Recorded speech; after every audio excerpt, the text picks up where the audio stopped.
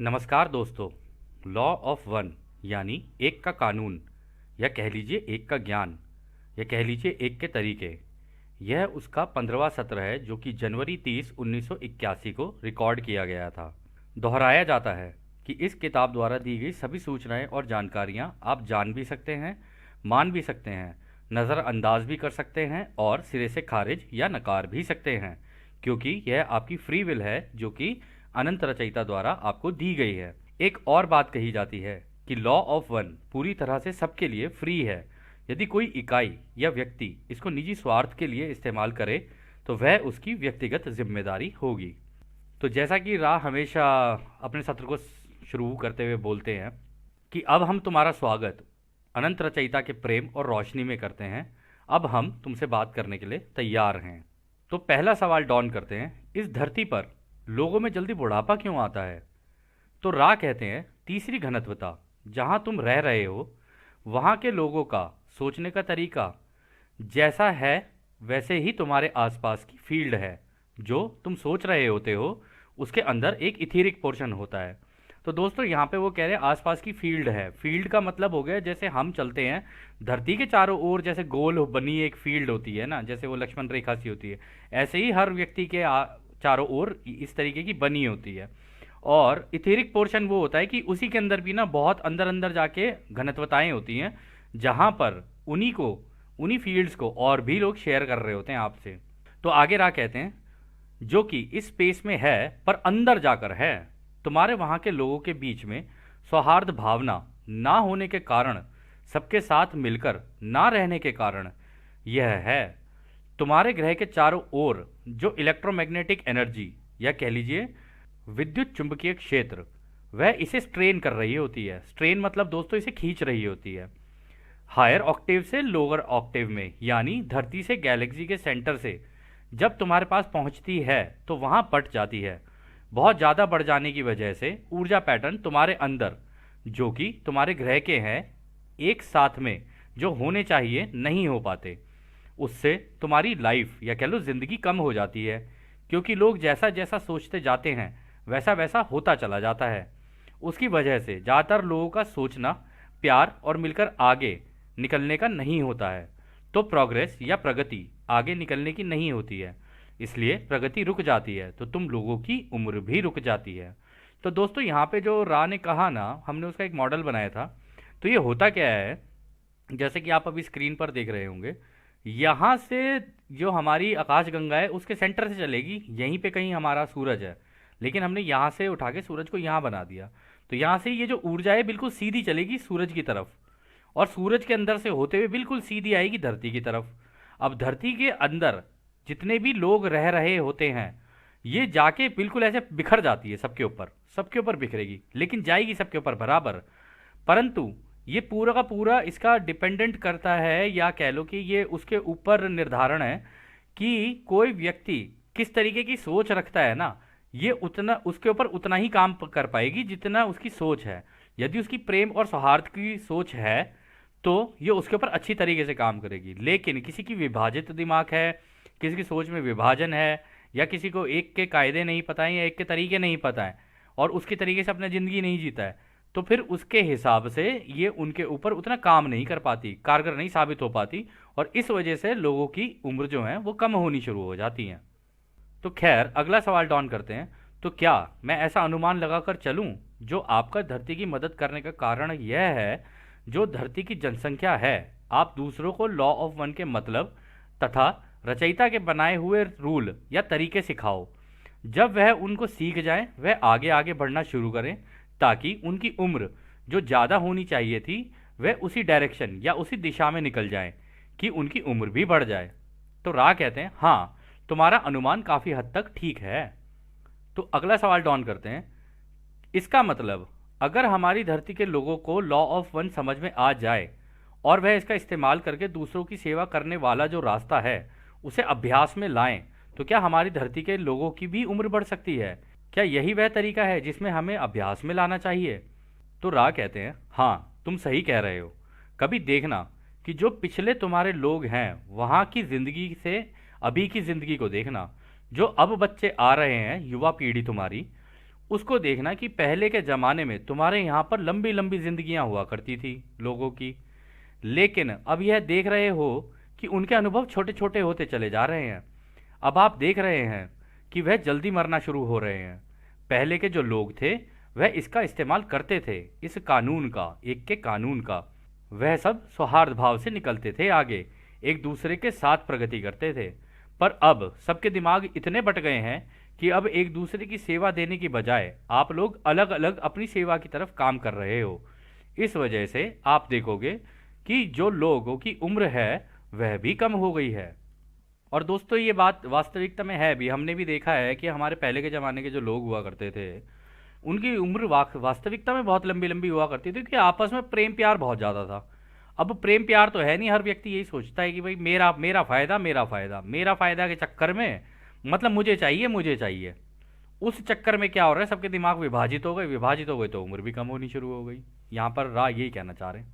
तो खैर अगला सवाल डॉन करते हैं। तो हमारी धरती की जो जनसंख्या है उनको ऐसी कौन सी सेवाएं देनी चाहिए, वह अपने अपने लेवल से क्या कर सकते हैं ताकि वह इनको दोबारा से बनाए रख सकें और जीवन में समय बढ़ा सकें या जीवन का समय बढ़ा सकें।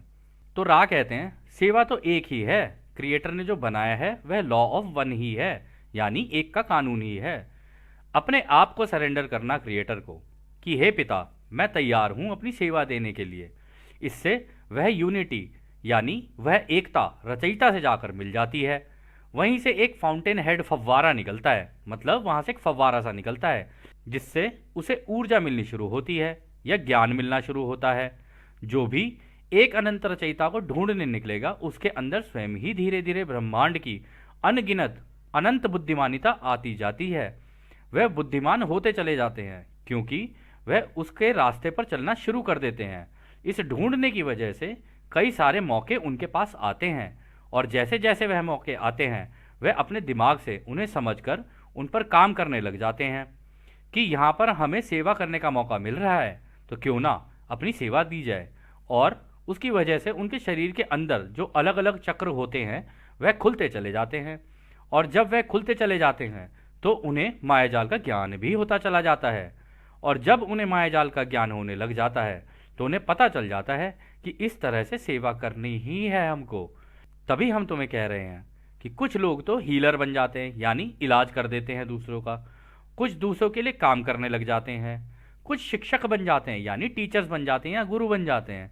इसी तरह सब लोग अलग अलग काम करने लग जाते हैं रचयिता के लिए।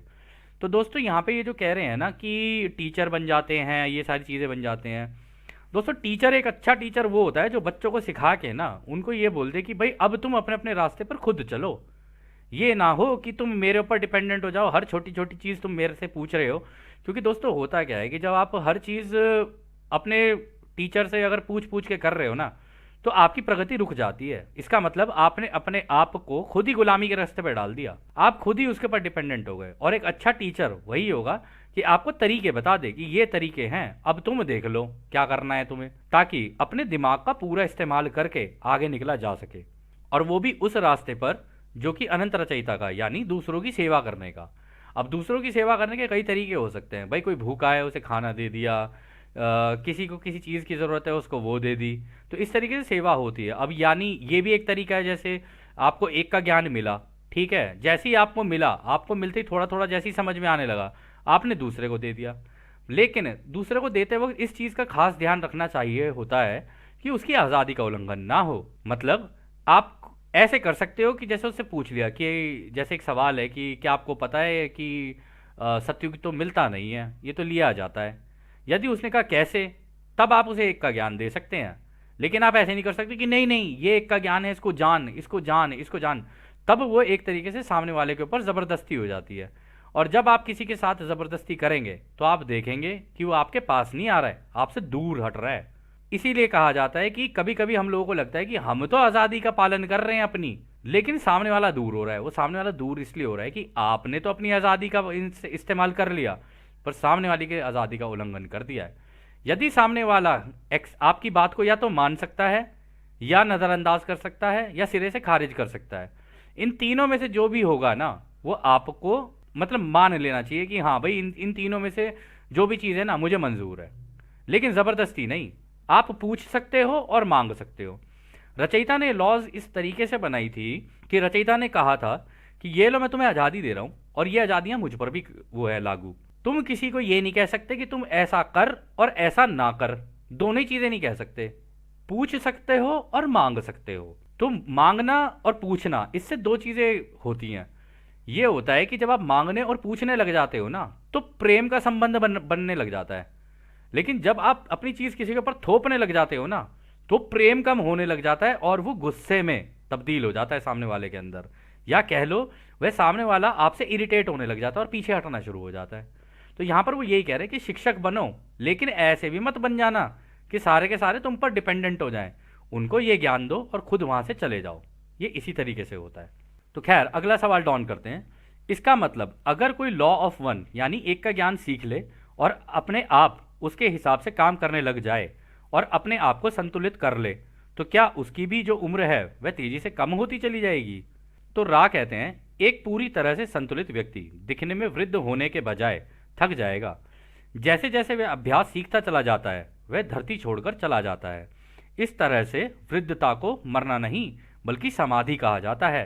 वह सारे अनुभव लेता है और अपने दिमाग, शरीर और आत्मा को समझकर दूसरों को सेवाएं देकर सिखाता है।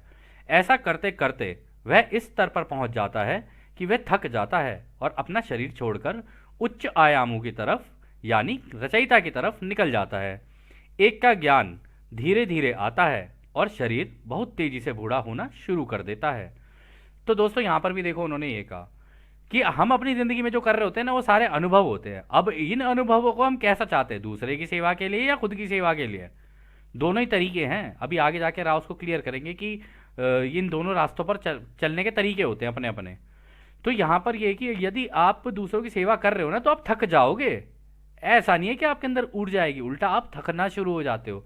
आपकी ऊर्जाएं नीचे जानी शुरू हो जाती हैं। इसलिए कहते हैं कि जब भी दूसरों की सेवा पे निकलो ना, उनकी अगर काम कर रहे हो, तो ध्यान जरूर लगाओ। मतलब मेडिटेशन जरूर करो सुबह शाम, ताकि अपनी ऊर्जा को बरकरार रख सको। वरना आप तो दूसरों की सेवा करने के रास्ते पर निकल गए, लेकिन आप धीरे धीरे देखोगे आपकी ऊर्जाएं नीचे जा रही हैं और आप थकना शुरू कर दोगे। हो सकता है शरीर भी त्याग दो। तो ऐसी, इसे संतुलन नहीं कह सकते। संतुलन बनाना पड़ता है कि मेडिटेशन भी करो और दूसरों को अपनी सेवाएं भी दो। ये दोनों चीज़ें साथ साथ चलती हैं। तो खैर, अगला सवाल डॉन करते हैं। क्या आप मुझे संतुलन शब्द की परिभाषा समझा सकते हैं, जैसा कि हम उपयोग कर रहे हैं? तो रा कहते हैं, दिमाग में एक चित्र बनाकर चलें। इंटरनेट के जैसी एक फील्ड पूरे ब्रह्मांड में फैली हुई है, यानी जो हमने बताई थी 4 ऊर्जाओं की जो फील्ड है। रचयिता का जो प्यार है उससे रोशनी बनती है और लाइट से लव लाइट बनता है, यानी ये जो रोशनी है ये ही प्रेम है। मतलब दोनों मिलकर काम करते हैं और यह धरती के क्षेत्र में इलेक्ट्रोमैग्नेटिक वेव ऑफ पॉइंट के अनुसार प्रवेश या प्रवाहित होती है। यानी विद्युत क्षेत्रीय ऊर्जा के अंदर यह प्रवाहित होती है, घुसती है उसके अंदर।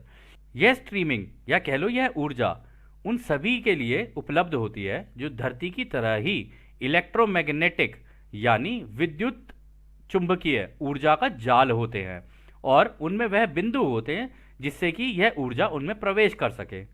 जो भी एंटिटी या व्यक्ति संतुलित होगा उसके ऊर्जा केंद्र उज्जवल व चमकदार होते हैं। धरती के ऊर्जा चक्रों में भी असंतुलन हो जाता है क्योंकि लोगों की सोच बटी हुई है और वह असंतुलन में है, जिससे धरती के ऊर्जा केंद्र खराब हो जाते हैं। धरती के खराब होने से तुम्हारे ऊर्जा केंद्र भी खराब हो जाते हैं क्योंकि तुम आपस में जुड़े हो। इस पूरे ब्रह्मांड में लेवल की ऊर्जा है। लव लाइट क्रिएटर का प्यार और उसकी रोशनी है। यह अलग अलग नहीं है, रोशनी प्यार है और प्यार ही रोशनी है। इसको बोला जाता है बुद्धिमान ऊर्जा। तो दोस्तों, यहाँ पर रा ने दोबारा उसी चीज को कहा है कि भाई ये ऊर्जा चलती तो यहाँ से है। मतलब ये जो बीच में ये जो आपको ये क्या कहते हैं, हमारी आकाशगंगा के बीच में ये जो रोशनी दिख रही है ना, ये रचयिता का प्रेम और उसकी रोशनी है। ये रचयिता के बच्चे हैं। फिर ये अपनी अपनी दुनिया बनानी शुरू करते हैं और ये सबको आगे जाके सीखना है, आपको भी और हमको भी। जैसे जैसे हम अनुभव अच्छे लेते चले जाएंगे, दूसरों की सेवा के रास्ते पर निकलेंगे या अपनी सेवा के जो भी है, तो हम अपना अपना कर सकते हैं। तो यहाँ से ये सीधी चलेगी सूरज की तरफ, सूरज से निकलेगी धरती की तरफ। अब धरती पर लोगों की सोच बटी हुई है तो ये बट जाती है यहाँ पे हर तरफ। लेकिन जैसे जैसे सोच एक जैसी होने लग जाएगी ना लोगों की, तो ये वहां पे और गहरे तरीके से पढ़नी शुरू होती है। तो एक तरीके से पूरा का पूरा समाज या गुट या छोटे छोटे ग्रुप्स आगे निकलना शुरू कर जाते हैं। यही राह यहाँ पर समझाने की कोशिश कर रहे हैं। तो खैर, अगला सवाल डॉन करते हैं। क्या मेरा अनुमान सही है कि मन, शरीर और आत्मा में जो भी असंतुलन है उसका कारण अहंकार है? तो रा कहते नहीं, यह गलत है। तो डॉन कहते क्या आप मुझे बता सकते हैं कि अहंकार को कैसे संतुलित किया करते हैं? तो रा कहते हैं नहीं, हम इसमें साथ काम नहीं कर सकते हैं क्योंकि इसे गलत तरीके से लागू किया जाता है और इसे समझकर समझदारी नहीं आ सकती। तो दोस्तों, रा यहाँ पर ये कह रहे हैं अहंकार को समझने अगर निकले ना तो तुम्हारे अंदर समझदारी नहीं आएगी। प्रेम को समझने की कोशिश करो तो समझदारी आएगी। अहंकार तो हर व्यक्ति के अंदर होता है थोड़ा थोड़ा, लेकिन उस अहंकार को अपने से अलग करके, मतलब अहंकार अगर होगा तो तुम प्रेम नहीं कर पाओगे, और अगर प्रेम होगा तो अहंकार होने का मतलब ही नहीं पैदा होता। तो खैर दोस्तों, इस सत्र को हम लोग यहीं समाप्त करते हैं क्योंकि यह काफ़ी लंबा सत्र है। और जैसा कि राह कहते हैं, अब हम आपको उस एक अनंत रचयिता के प्रेम, उसकी रोशनी, उसकी शक्ति और उसकी शांति में छोड़कर चलते हैं। आदने हमारे भाइयों, आदने वासु। धन्यवाद।